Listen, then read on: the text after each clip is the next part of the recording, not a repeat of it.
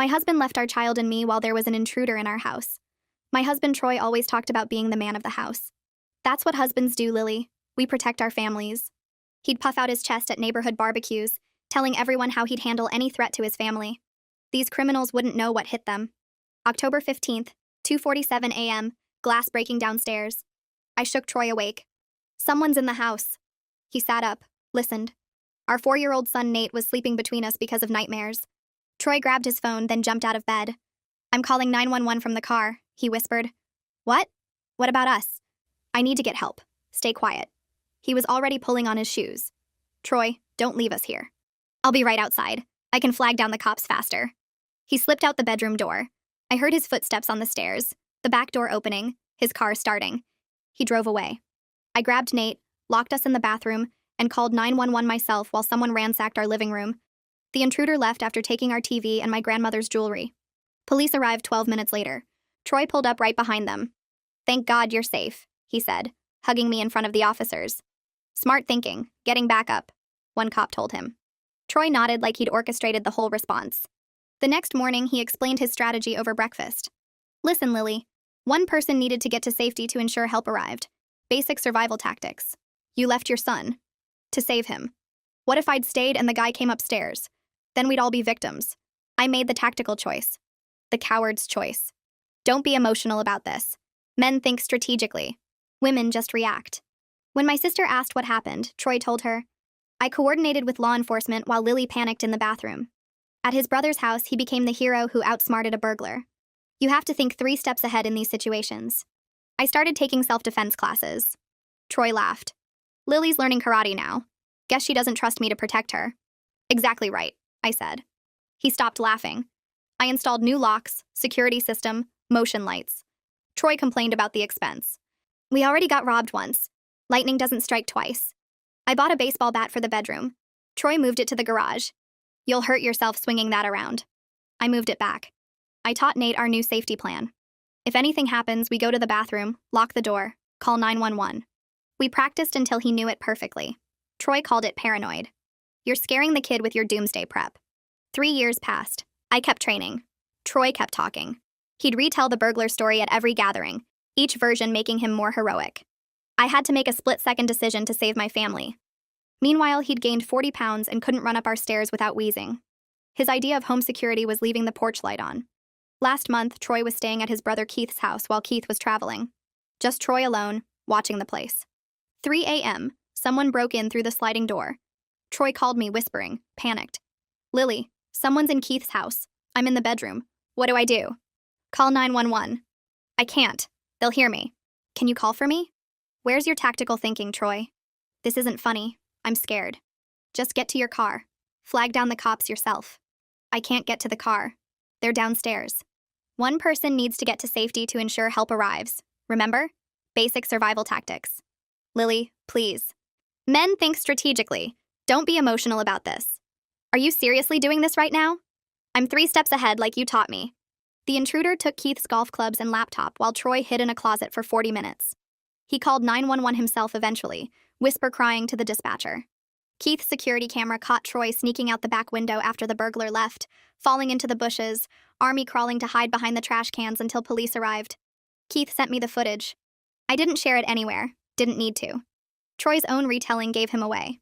The guy was huge, probably armed. I had to wait for the right moment. Just like you waited for the right moment with us? I asked. That was different. How? I had a plan then. What was the plan, Troy? Drive away and hope we figured it out? He started sleeping on the couch after that. Then the unexpected happened. Troy cleared his throat from the couch where he'd been sleeping for the past week. I was making breakfast for Nate when Troy appeared in the kitchen doorway wearing the same shirt he'd had on yesterday. He leaned against the doorframe with his arms crossed. I poured milk into Nate's cereal bowl and didn't look up. Troy shifted his weight and scratched his stomach through his wrinkled shirt. He opened his mouth twice before any words came out. He said he'd been thinking about our marriage and believed we should try counseling to work through this rough patch. I set the milk carton down harder than I meant to. The word rough patch hung in the air between us like he'd just described a minor disagreement about paint colors. Nate looked up from his cereal with milk dripping off his spoon. Troy kept talking about how all marriages go through difficult times, and the mature thing would be to get professional help. I stared at him standing there in his dirty shirt, acting like I was the one with the problem. He said a good counselor could help us communicate better and understand each other's perspectives. I turned off the stove and faced him fully for the first time in days. My voice came out flat and cold when I told him there was nothing to work through. He was a coward who abandoned his family twice, and I was done pretending otherwise. Troy's face went red and he pushed off from the doorframe. He said I was being dramatic about tactical decisions he made under pressure. His voice got louder as he explained again how we had to think strategically in dangerous situations. I told Nate to take his cereal to his room and watch cartoons. Nate grabbed his bowl and left without arguing because even at 4 years old he could feel the tension. Troy followed me as I walked to the living room. He kept saying I didn't understand how men had to make hard choices to protect their families. I picked up his pillow from the couch and threw it at him. It hit his chest and fell to the floor between us. I said the only thing he protected was himself, and I was finished listening to his excuses. The next morning, I waited until Troy left for work before I called Lorraine. My hands shook as I dialed her number. She answered on the second ring, and I said 3 words. I want a divorce. Lorraine didn't ask if I was sure or tell me to think about it. She said she'd be right over and hung up. 30 minutes later, her car pulled into my driveway. She came through the front door carrying a notebook and her purse. We sat at my kitchen table and she pulled out a business card for Richard Hernandez. Her friend had used him for her divorce 2 years ago and said he was tough but fair. Lorraine opened her notebook and started writing. She asked about our mortgage and I told her we still owed about $200,000. She asked about bank accounts and I explained we had one joint checking account and separate savings accounts. She asked about my job and I told her I made decent money as an office manager. She wrote everything down in neat columns. She asked if Troy had ever hit me and I said no. She asked if he'd ever threatened me and I said no. She asked what grounds I had for divorce and I laughed without any humor in it. Abandonment felt too dramatic, but it was the truth. Lorraine kept writing and asking questions. Did we have any property besides the house? Did Troy have retirement accounts through his work? Did I have documentation of his income? I answered everything while Nate played with blocks in the living room. We made a list of every document I would need to gather. Pay stubs from the last 6 months. Tax returns from the last 3 years. Mortgage statements and utility bills. Bank statements going back a year. Lorraine circled the word evidence at the top of one page. She asked if I had anything that showed Troy's character or fitness as a parent. I thought about Keith's security footage sitting in my email. Lorraine's eyes got sharp when I mentioned it. She said I needed to bring that to the attorney along with everything else. 3 days later, I sat in Richard Hernandez's office with a folder full of papers on my lap. His office was on the 3rd floor of a building downtown with gray carpet and white walls. Richard was younger than I expected with dark hair and glasses. He shook my hand and gestured to the chair across from his desk. I sat down and put my folder on his desk. He opened it and started looking through the mortgage papers and bank statements. I had printed out my pay stubs and Troy's too since I had access to our joint email. Richard looked at each page carefully without saying anything. After a few minutes, he looked up and asked me to tell him what happened. I started with the first break-in 3 years ago, when Troy left Nate and me alone. Richard listened without interrupting or taking notes. I told him about the 3 years after and how Troy kept lying about what happened. I told him about Keith's house and the closet and the security footage. Richard's expression didn't change through any of it. When I finished, he took off his glasses and cleaned them with his shirt. He said my case was straightforward since there was no abuse to prove just irreconcilable differences.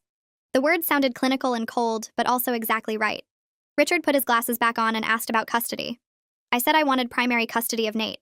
He nodded and made a note on his legal pad. He asked if I thought Troy would fight for custody, and I said probably not if it required actual effort. Richard leaned back in his chair and asked if I had any evidence of Troy's character that might help with custody arrangements.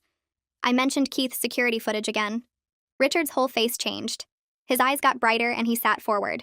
He said documentation of a parent's inability to protect a child could be relevant in custody decisions. He asked if I could get a copy of the full video file. I told him Keith had already sent it to me. Richard asked me to forward it to his email address immediately. He said it wouldn't prove Troy was a bad father, but it would establish a pattern of behavior that contradicted his claims about being a protector. I pulled out my phone right there in his office and forwarded the email from Keith. Richard's computer dinged a few seconds later. He opened the video and watched the whole thing without saying a word. When Troy fell into the bushes, Richard's mouth twitched like he was trying not to smile. When the video ended, Richard closed his laptop and looked at me. He said we had a strong case for primary custody with Troy getting standard visitation. He explained the timeline for filing. It would take about a week to prepare the paperwork, and then Troy would be served. Richard said I should expect Troy to be angry and possibly vindictive. I told Richard that Troy had been sleeping on our couch for a week and barely spoke to me. Richard said that would probably change once Troy got served with papers. I left Richard's office feeling lighter than I had in months. I sat in my car in the parking garage and called Keith. He answered after 3 rings, sounding tired. I explained that I needed the security footage for my divorce attorney. Keith was quiet for a second and then said he was sorry it had come to that. I told him it had come to that 3 years ago, I just hadn't accepted it yet. Keith said he'd send me the full video file from his security system. I thanked him and was about to hang up when he spoke again. He said he was sorry Troy turned out this way. His voice had real sadness in it, like he'd lost something too. I told him it wasn't his fault his brother was a coward. Keith laughed, but it sounded hollow. He said he'd send the video within the hour. I thanked him again and hung up. My phone buzzed 50 minutes later with an email from Keith. The video file was attached along with a short message. The message said he hoped I got everything I deserved in the divorce, and that Nate was lucky to have me as his mom. I sat in my car and cried for the first time since this whole thing started. Troy came home from work at his usual time that Thursday. I had picked up Nate from daycare and fed him dinner. Nate was watching cartoons in the living room. I heard Troy's car in the driveway and my heart started pounding. The divorce papers were on the kitchen counter where I'd left them that morning. I heard Troy's key in the lock and the front door opening. He called out that he was home like this was a normal day. I didn't answer. I heard him walk through the living room and ruffle Nate's hair. Then his footsteps came toward the kitchen. I was standing by the sink washing Nate's plate. Troy walked in and saw the papers immediately. He stopped in the doorway. The papers were in a manila envelope with his name written on the front. Troy picked up the envelope and opened it. He pulled out the papers and started reading. I kept washing the plate even though it was already clean. Troy read in silence for what felt like 10 minutes. Then he looked at me with genuine shock on his face, like he never believed I'd actually do it. His mouth opened, but nothing came out. He looked back down at the papers and flipped through them. His hands were shaking slightly. He set the papers down on the counter and pressed his palms flat against the surface. He asked if I was serious about this. I turned off the water and dried my hands. I told him I'd never been more serious about anything in my life. Troy tried the guilt approach first. He said I was breaking up our family over one mistake. His voice got soft and pleading. He asked what about Nate growing up without his father. He said kids need both parents and I was being selfish. I turned around and looked at him directly. I reminded him that he already chose to leave Nate during a home invasion, so he made that decision himself. Troy's face changed from sad to defensive. He said that wasn't fair, and I was twisting what happened. I asked him which time I was twisting. The first break-in when he drove away, or the second one when he hid in a closet for 40 minutes. Troy's jaw clenched and his hands curled into fists on the counter. He said those were completely different situations, and I knew it. I asked how they were different. He didn't have an answer for that. Troy switched tactics and got angry. His face turned red and he pushed away from the counter. He said I was cold and unforgiving. He said real wives support their husbands through difficult times. His voice got louder as he said I was abandoning him when he needed me most. He said I was heartless and cruel. He said I never appreciated anything he did for this family. He listed all the ways he'd provided for us over the years. The mortgage payments and the car insurance and the groceries. Like money was the same thing as courage. Like paying bills made up for leaving his son in danger. I let him yell until he ran out of steam. When he finally stopped talking, the kitchen was quiet except for the sound of cartoons from the other room. I stayed completely calm and told him I supported him for years while he took credit for my work, and lied about his courage. I said the difficult time he was experiencing now was just reality catching up with his lies. Troy stared at me like I'd slapped him. I told him I called 911 myself during the first break-in while he sat in his car. I told him I installed the security system and bought the bat and took the self-defense classes. I told him I taught Nate our safety plan while Troy complained about the expense. I said I did everything to protect our family while he told everyone he was the hero. Troy's face went from red to pale. He picked up the divorce papers and walked out of the kitchen. I heard him go upstairs and slam the bedroom door. 20 minutes later, he came back down with a duffel bag full of clothes. He walked past me without saying anything and left through the front door. His car started in the driveway and pulled away. Nate came into the kitchen and asked where Daddy went. I told him Daddy was going to stay at Uncle Keith's house for a while. Nate shrugged and asked if he could have a snack. I gave him an apple and watched him walk back to his cartoons like nothing had changed. 2 days later, Keith's truck pulled up in the driveway just after dinner. I watched from the living room window as Troy loaded garbage bags full of his clothes into the bed. He made 3 trips back and forth, each time moving slower like he hoped I might come outside and stop him. I stayed exactly where I was. Nate pressed his face against the window next to me and watched his father carry boxes to the truck. Troy looked up once and saw us both standing there. He raised his hand in a small wave. Nate waved back. Troy stood there for another minute like he was waiting for something, then climbed into the passenger seat. Keith backed out of the driveway and the truck disappeared down the street. The house felt different immediately. Not sad or empty, just lighter somehow. Like someone had opened all the windows and let fresh air sweep through every room. I made hot chocolate for Nate and we sat at the kitchen table together. He swung his legs under his chair and asked where Daddy went. I told him Daddy was going to stay at Uncle Keith's house for a while. Nate nodded and took a sip of his hot chocolate. He asked if Daddy was coming back tomorrow. I said no, not tomorrow. Nate thought about this for a moment, then asked if he could watch cartoons before bed. I said yes, and he ran off to the living room, leaving his empty mug on the table. The next afternoon, Lorraine showed up with a bag from the hardware store. She dumped the contents on my kitchen counter and 3 new deadbolts clattered across the surface. She said Richard told her it was fine to change the locks as long as I gave Troy access when he asked for his stuff. I picked up one of the deadbolts and turned it over in my hands. Ned. Lorraine grabbed a screwdriver from the junk drawer and headed for the front door. I followed her and held the instruction sheet while she removed the old lock. The screws came out easily and the whole mechanism fell into her hands. She tossed it in the trash and lined up the new deadbolt. I read the instructions out loud and she worked quickly, drilling new holes where they were needed. Within 20 minutes, the front door had a shiny new lock that Troy's key would never open. We moved to the back door next, then the door from the garage into the house. Lorraine tested each lock 3 times to make sure it worked smoothly. She handed me the new keys and I slipped them onto my keyring. She said it felt good to do something practical after all the legal paperwork. I agreed and thanked her for coming over. She said that's what sisters do, then asked if I wanted her to stay for dinner. I told her I needed to talk to Nate alone tonight. After Lorraine left, I found Nate building a tower with his blocks in the living room. I sat down on the floor next to him and helped him add pieces to the top. He concentrated hard on making it perfectly straight. When the tower was as tall as his shoulder, I told him I needed to talk to him about something important. He looked at me with his big eyes and waited. I said Mommy and Daddy were going to live in different houses now. He asked if Daddy was mad at us. I said no, Daddy wasn't mad, but sometimes grown-ups decide they're happier living apart. Nate asked if he did something wrong. My chest tightened and I pulled him into my lap. I said he didn't do anything wrong at all and both Mommy and Daddy love him very much. He was quiet for a minute, then asked if he could bring his toys to both houses. I promised him yes. He could take whatever toys he wanted to Daddy's house and back home again. He seemed satisfied with this answer and wiggled out of my lap to keep building. He added 3 more blocks to his tower before asking if he could have macaroni for dinner. I said yes and got up to start cooking. Troy's mother called while I was draining the pasta. Her voice came through the phone already crying. She said I was destroying her son and breaking up the family over nothing. She said Troy made one mistake and I was punishing him forever. She said Nate needed his father in the house and I was being selfish. I held the phone away from my ear and poured the macaroni into a bowl. She kept talking about how hard Troy worked to provide for us, and how ungrateful I was. She said her son deserved better than a wife who gave up on their marriage. I let her talk for exactly 2 minutes while I stirred butter into Nate's macaroni. When she called me selfish for the 3rd time, I said I had to go and hung up. The phone rang again immediately. I turned it off and brought Nate his dinner. 3 days later, I walked into the gym for my regular class. Kira was setting up the training mats and looked up when I came in. She smiled and said I looked different somehow. I asked what she meant, and she said I seemed lighter, like a weight had lifted off my shoulders. I dropped my bag by the wall and told her I filed for divorce. Kira's face broke into a huge grin, and she crossed the mat in 3 long steps. She held up her hand for a high five, and I smacked my palm against hers. The sound echoed through the empty gym. She said it was about time and asked how I felt.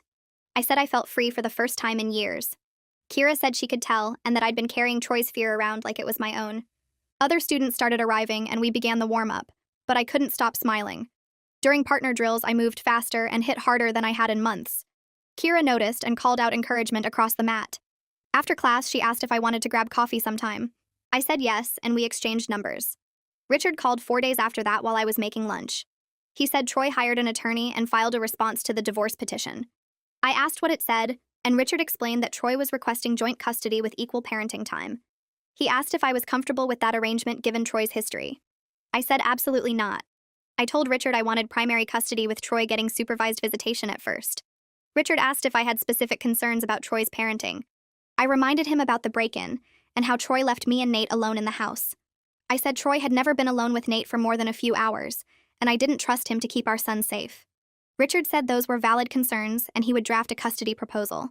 He said to expect Troy's attorney to push back hard. The letter arrived 6 days later. Richard called and read it to me over the phone. Troy's attorney called my custody request unreasonable and said it showed I was trying to alienate Nate from his father. The letter threatened to bring up my security measures as evidence of my unstable mental state. It said my paranoia about home safety demonstrated an inability to think rationally.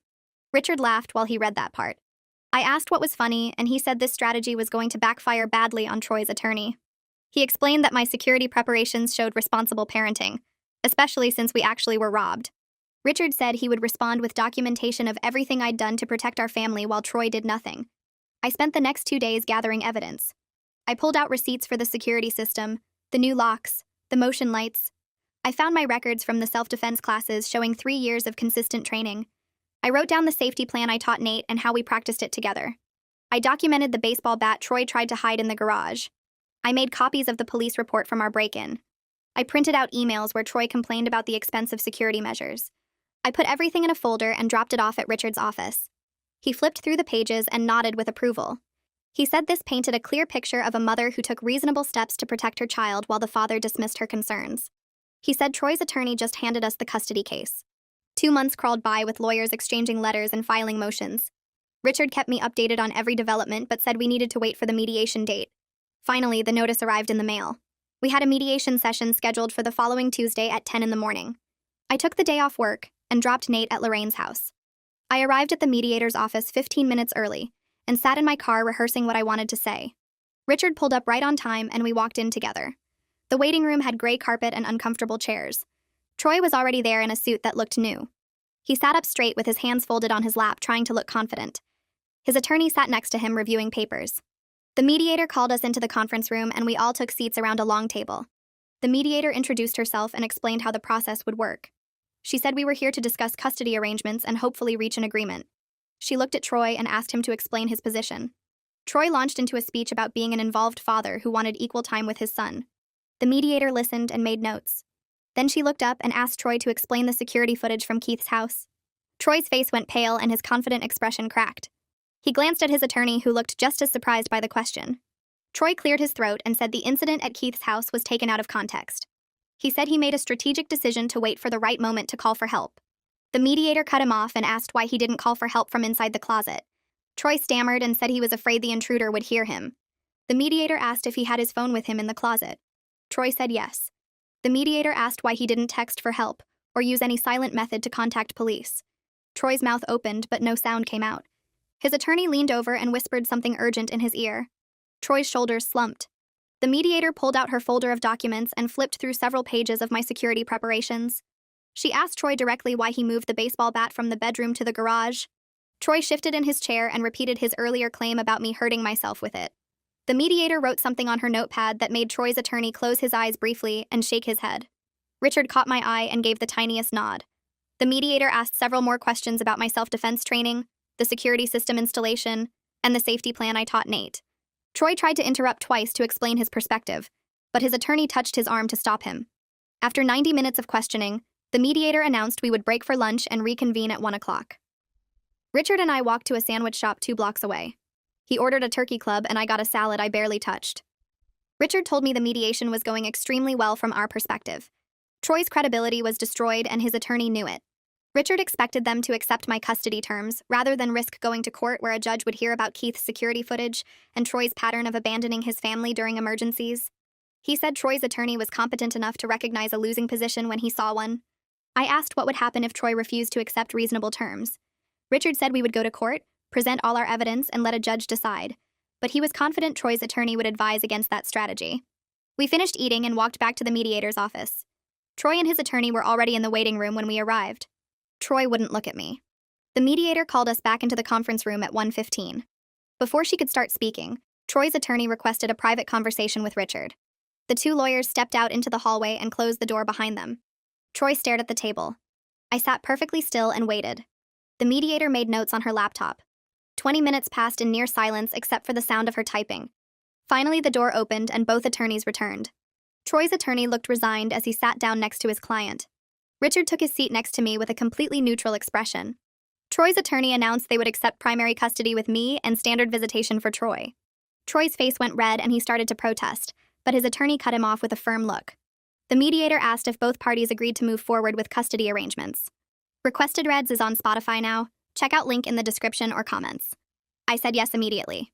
Troy hesitated for several long seconds before his attorney whispered something to him, and he finally nodded. The mediator pulled out a calendar and started working out a visitation schedule. She proposed Troy would get Nate every other weekend from Friday evening until Sunday evening, plus 1 weeknight dinner visit per week. Troy tried to argue that he wanted more time. that he deserved equal custody as Nate's father. His attorney leaned close and spoke quietly but firmly in his ear. Troy's jaw clenched, but he stopped arguing. The mediator asked me if the proposed schedule was acceptable. I said yes, as long as Troy picked up and dropped off Nate on time and gave me 24 hours notice if he needed to cancel a visit. The mediator added those conditions to the agreement. She typed everything up on her laptop and printed 2 copies for us to review. Richard read through the entire document carefully before sliding it over to me. I scanned the pages and everything looked correct. Troy signed his copy without reading it. I signed mine and dated it at the bottom. The mediator collected both documents and said she would file them with the court by the end of the week. Walking to my car after the mediation, I felt something lift from my chest that I didn't even know I was carrying. Troy's lies finally caught up with him in a way he couldn't talk his way out of. A mediator and his own attorney heard him try to justify abandoning his family and removing safety equipment from our home. They saw through every excuse and strategic explanation he offered. The custody arrangement gave me exactly what I wanted, while Troy got the minimum standard visitation that any non-custodial parent receives. I sat in my car for several minutes before starting the engine, just breathing and letting the reality sink in. My phone buzzed with a text from Lorraine asking how it went. I texted back that I got primary custody and would tell her everything later. She responded immediately with 3 champagne glass emojis and said she was taking me out to celebrate. Lorraine picked me up at 7 that evening and drove us to a nice restaurant downtown with cloth napkins and actual wine glasses instead of the cheap ones we usually drank from at home. We ordered a bottle of wine and clinked our glasses together. Lorraine told me she was proud of how strong I had become over the past few years. She said watching me take self-defense classes and install security systems and finally stand up to Troy's manipulation showed real courage. I told her I didn't feel particularly courageous. I just got tired of being scared and started doing something about it. She said that's exactly what courage is. We talked about the mediation and laughed about Troy's attorney trying to use my security preparations against me.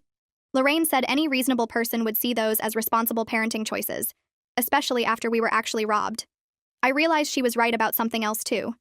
I wasn't the same person who married Troy 7 years ago. That version of me believed his stories about being the man of the house and protecting his family. This version knew the truth and refused to pretend otherwise. Troy exercised his first visitation weekend 2 weeks later. He arrived at 6 o'clock on Friday evening to pick up Nate. Our son came downstairs with his little backpack full of toys and his favorite stuffed elephant. Nate hugged me goodbye and walked out to Troy's car without any hesitation or concern. Troy loaded the backpack into his trunk and drove away. I watched until his taillights disappeared around the corner. The house felt strange without Nate's constant noise and energy. I made myself dinner and ate it at the kitchen table instead of on the couch like I usually did when Troy still lived here. After dinner, I deep cleaned the entire downstairs, scrubbing the kitchen floor on my hands and knees, and wiping down every surface in the living room. Saturday morning, I cleaned the upstairs bathrooms and vacuumed all the bedrooms. I washed every window in the house until they sparkled. I reorganized the closets and threw away 3 garbage bags of Troy's old clothes and belongings that he never came back for. By Sunday afternoon, the house felt completely mine in a way it never had before. Troy returned Nate on Sunday evening at 6 o'clock exactly. Nate burst through the front door talking about playing video games all weekend and eating pizza for dinner both nights, and staying up past his bedtime to watch cartoons.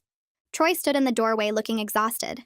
His shirt had a stain on the front, and his hair stuck up in odd directions.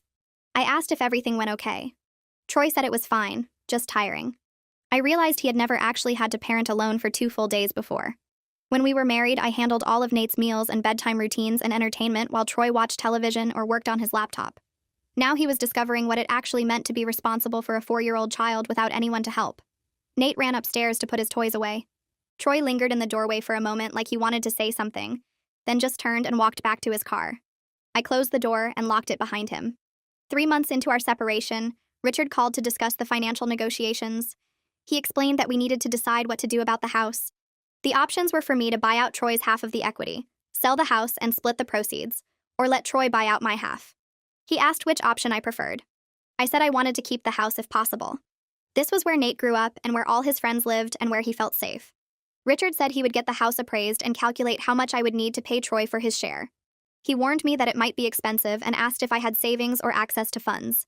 I told him I had been setting aside money for the past 3 years, ever since Troy abandoned us during the first break-in. Richard said he would send me the numbers once he had them, and we could decide how to proceed. I met with a financial advisor the following week at her office downtown. She was a woman in her 50s with gray hair pulled back in a neat bun. I brought all my financial documents, including bank statements, pay stubs, and information about my retirement accounts. She reviewed everything carefully and asked questions about my monthly expenses and income. After about 40 minutes of calculations, she looked up and told me I could afford to buy out Troy's half if I refinanced the mortgage. The monthly payments would be higher than what I was paying now, but still manageable on my salary. She said the house would be entirely mine with no ties to Troy remaining. I asked her to walk me through the refinancing process and what documents I would need. She printed out a checklist and explained each step. I left her office with a folder full of papers and a clear plan for moving forward. The house would be mine. Completely mine. No more shared property or financial connections to the man who drove away and left his family behind. Richard called me 2 days later with news that Troy's attorney had responded to the buyout offer. Troy was refusing to sign. Richard read me the letter over the phone where Troy's attorney claimed the house belonged to both of them equally, and I couldn't force him out of his own property. I asked Richard what our options were. He explained that we could take it to court and force a sale where neither of us would get what we wanted, or we could wait for Troy to realize he had no better choice. Richard said he would call Troy's attorney and explain the reality of the situation in terms Troy couldn't ignore. The next morning, Richard scheduled a conference call with Troy's attorney present. Richard laid out the numbers showing that forcing a sale would cost both of us thousands in realtor fees and closing costs. He explained that my offer gave Troy fair market value for his half with none of the hassle or expense. Troy's attorney put us on hold for 10 minutes while he talked to Troy privately. When they came back on the line, Troy's attorney said his client would accept the buyout terms. I heard Troy's voice in the background saying something about not having a choice, and his attorney quickly muted their end. Richard told them he would draft the paperwork and send it over for review by end of week. I hung up and sat at my kitchen table feeling like I could finally breathe properly for the first time in months. I called the bank that afternoon to start the refinancing process. The loan officer walked me through the application and scheduled an appraisal for the following week. She said the process would take about 6 weeks from start to finish. I gathered every document she requested and organized them in a folder that night. The appraisal happened on a Tuesday morning. The appraiser spent 2 hours measuring rooms and taking photos while I waited in the kitchen drinking coffee. He left without telling me the results, but the bank called 3 days later to say the house appraised for exactly what we needed. My refinancing application moved forward. Richard sent me the buyout paperwork to review. I read every page twice, checking that all the terms matched what we agreed on. Troy's portion would be paid from my refinancing proceeds the day we closed. His name would be removed from the deed and the mortgage. The house would be mine alone. I signed the papers and sent them back to Richard. Troy signed his copies at his attorney's office the same day. 4 months after filing for divorce, I sat in the bank's conference room signing my name on what felt like 100 different pages. The loan officer explained each document as I signed. The final paper was the deed showing my name as the sole owner. She stamped it with her notary seal and handed me a copy. I walked out of the bank holding that deed and got in my car before I let myself cry. They were good tears, the kind that come when something you worked for finally happens. I drove straight to Lorraine's house and showed her the deed. She hugged me so hard I couldn't breathe and said she was proud of me. I called Kira from Lorraine's driveway and told her the house was officially mine. She screamed so loud I had to hold the phone away from my ear. That Saturday evening, Lorraine and Kira came over with 2 bottles of wine and a cake that said, "Congratulations," in blue frosting. We sat in my living room now, and toasted to new beginnings. Kira asked if it felt different knowing the house was completely mine. I said it felt lighter somehow, like a weight I didn't know I was carrying had finally lifted. Lorraine laughed and said Troy probably thought I couldn't manage the mortgage payments without him. Kira said she hoped he was somewhere right now realizing how wrong he was about me. We finished both bottles of wine and most of the cake. They left around midnight and I walked through every room of the house turning off lights. Each room felt more mine than it ever had before. Nate adjusted to our new routine faster than I expected. He had his own room here and a smaller room at Troy's apartment. He never complained about going back and forth. I noticed he seemed calmer during the weeks after Troy moved out. The tension that used to fill our house when Troy was home had disappeared. Nate stopped having nightmares about bad guys breaking in. He slept through the night in his own bed without needing to come sleep between us. One morning while I was making his breakfast, he told me he liked it better when it was just us at home. I asked him why, and he said the house felt happier now. He never once asked when Daddy was coming back to live with us. 3 weeks after the house became officially mine, Troy picked up Nate for his weekend visit. He stood in the doorway longer than usual while Nate ran to get his backpack. Troy mentioned casually that he had started seeing someone new. Her name was Jennifer, and she worked at his office. I told him that was nice, and I hoped it worked out for him. His face did this weird thing where his smile froze and then fell. He had clearly expected a different reaction. He said Jennifer was really great and they had a lot in common. I said that sounded wonderful, and asked if he needed anything else because I had plans. He left looking confused and slightly annoyed.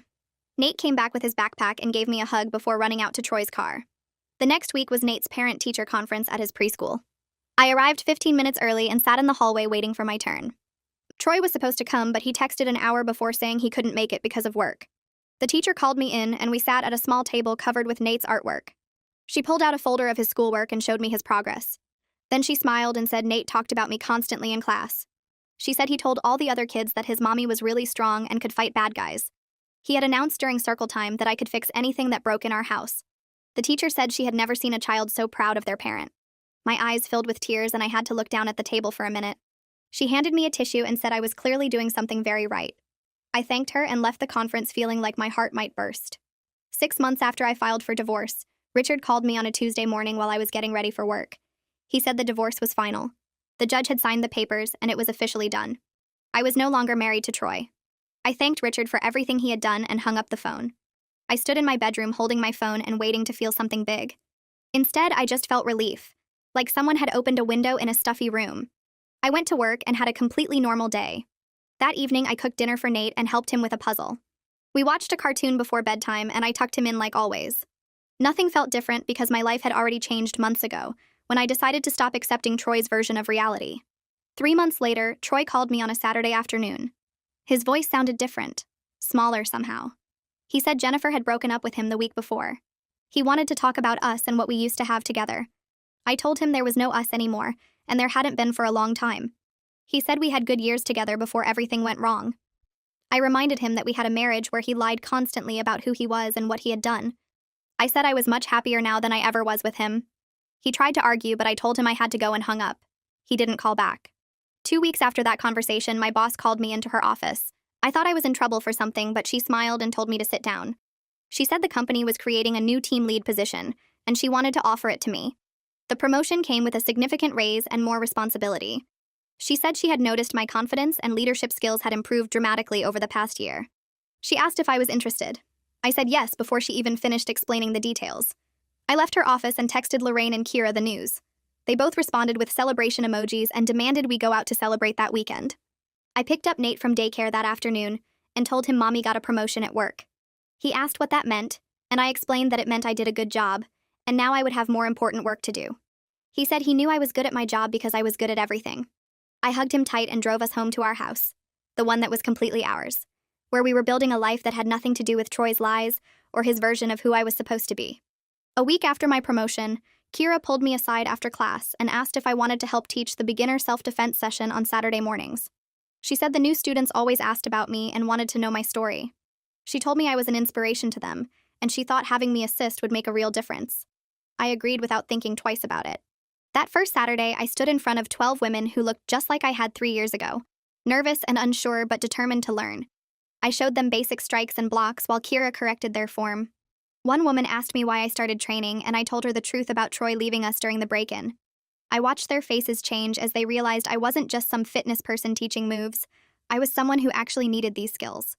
After class, 3 of them thanked me and said hearing my story made them feel less alone.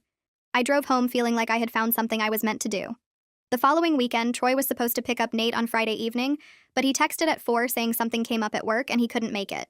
Nate shrugged when I told him and asked if his friend from daycare could come over for a sleepover instead. I called the friend's mom and set it up. 2 weeks later, Troy canceled again with the same excuse about work. Nate barely looked up from his coloring book when I told him.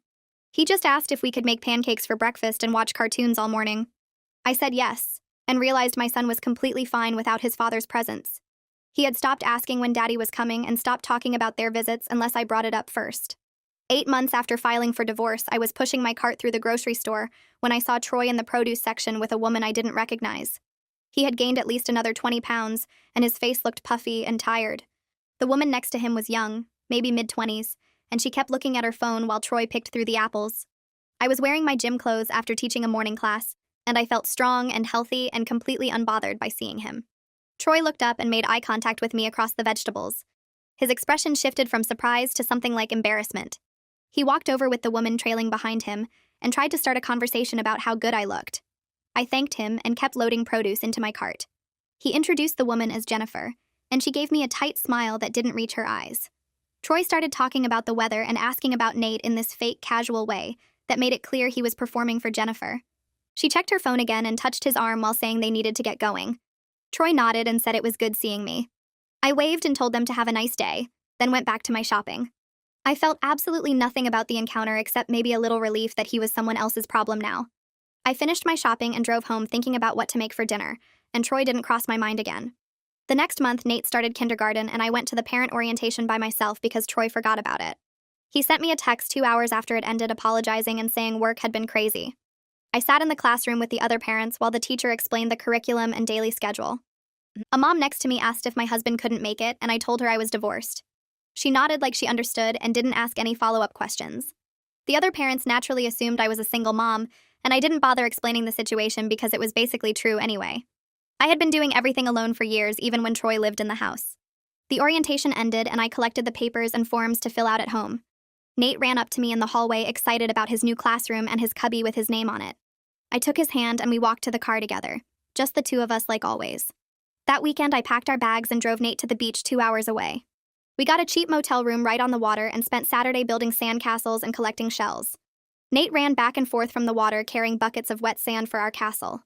He found a perfect spiral shell and showed it to me like he had discovered treasure. We ate pizza for dinner and walked on the beach at sunset. Back in the room, Nate laid out all his shells on the bed and told me this was the best vacation ever, because we were happy. I tucked him in and sat on my bed looking at the shells he had arranged by size. I felt something settle in my chest, a kind of peace I hadn't felt in years. The next week, Lorraine came over for coffee and told me I seemed like a completely different person than I was a year ago. She said I was more confident, more at peace, more myself. I thought about her words after she left and realized she was right. I finally felt like the person I was always supposed to be before I spent years trying to manage Troy's ego and protect his feelings. I had built a life that was mine, not one that revolved around someone else's lies and insecurities.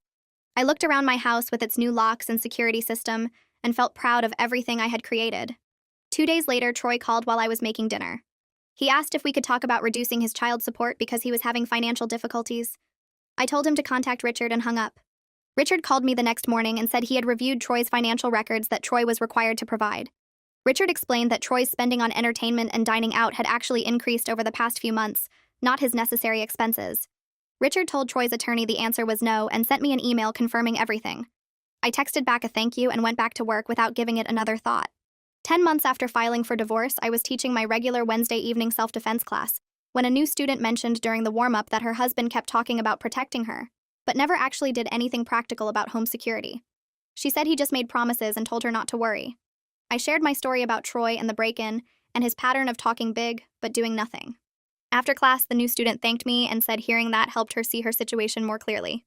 2 other women came up and thanked me for being honest about what I went through. I drove home feeling like my experience was actually helping people, turning something terrible into something useful. The following Monday, Kira called me into her office before class started. She offered me a permanent position as an assistant instructor at the gym. The pay wasn't much, maybe $300 a month, but it was fulfilling work that fit perfectly around my main job and Nate's schedule. I accepted immediately, and Kira smiled and said she knew I would be perfect for it. I taught my class that evening as an official instructor and felt like another piece of my new life had fallen into place. I spent the next week developing the safety plan workshop idea. I called it Family Safety Basics and designed it around practical steps parents could take without needing years of training. The first flyer went up at the gym on Monday morning. By Wednesday afternoon, Kira told me 12 people had signed up. I added a second session for the following week, and that filled up too. The first workshop happened on a Saturday morning in the gym's conference room. Parents arrived with notebooks and worried expressions. I taught them how to create escape routes, where to position phones for emergencies, how to practice with kids without scaring them. A mom in the back row asked what to do if her husband refused to take safety seriously. I told her to prepare anyway and make sure her kids knew the plan. Several people thanked me afterward, and 3 asked when the next session would be.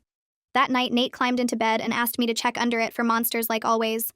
I looked and told him it was clear. He pulled his blanket up and said he liked our house because he knew what to do if something scary happened. I asked him what he meant. He explained that some of his friends at the school didn't have special plans like ours. They didn't know about the bathroom safe spot or how to call for help. He said he felt lucky that I taught him everything. I kissed his forehead and told him I would always make sure he was safe. After he fell asleep, I sat on my bed and felt something warm in my chest that had nothing to do with Troy or the divorce or proving anything. It was just about being the parent Nate needed. 3 days later, I was making dinner when someone knocked on the front door. I looked through the peephole and saw Troy standing on the porch. He hadn't called or texted. I opened the door but didn't invite him in. He said he wanted to talk about us and whether we had made a mistake getting divorced. I told him there was no us anymore. There was just a co-parenting arrangement and he needed to call before showing up. He stepped closer and said we should at least discuss it. I reminded him that he needed to call first and started closing the door. He put his hand against it and said we were good together once. I stopped the door and looked at him. I told him we were never good together. He abandoned me and our son during a home invasion. He left a 4-year-old child to face an intruder while he drove away. He stood there for a few seconds without saying anything. Then he dropped his hand and walked back to his car. I closed the door and locked it and went back to making dinner. Nate asked who was at the door, and I told him nobody important. The 1-year mark arrived on a Tuesday. I was teaching 3 classes a week at the gym now. My main job had given me another raise. Nate was happy and doing well in kindergarten. I looked around my house that morning before work and realized my life was exactly what I had built it to be. Every choice I made was mine. Every decision served me and Nate. Troy existed only as a weekend obligation and a child support payment. 2 weeks later, Troy called and asked if he could take Nate for a full week during summer vacation. It was his first time requesting extended parenting time. I asked Nate if he wanted to go, and he got excited about the water park Troy mentioned. I agreed to the week and used the time to visit Lorraine. When Nate came back, he talked about the water slides and the hotel pool. He also said he missed me in our house. Troy admitted while loading Nate's bag into my car that parenting alone for a week was harder than he expected. I smiled and thanked him for bringing Nate home. A woman from the community center called me the next day. She asked if I would be interested in teaching self-defense workshops for their after-school programs. The pay would be decent, and it could lead to more teaching opportunities. I told her I was very interested, and we scheduled a meeting. That fall, Nate and I started creating our own holiday traditions. We decorated cookies together with way too much frosting. We picked out our Christmas tree from the lot down the street. We made hot chocolate and watched movies on Friday nights. Nate never mentioned missing how things used to be with Troy. He just seemed happy with what we had now. On the anniversary of the night Troy hid in the closet, I was teaching my evening class at the gym.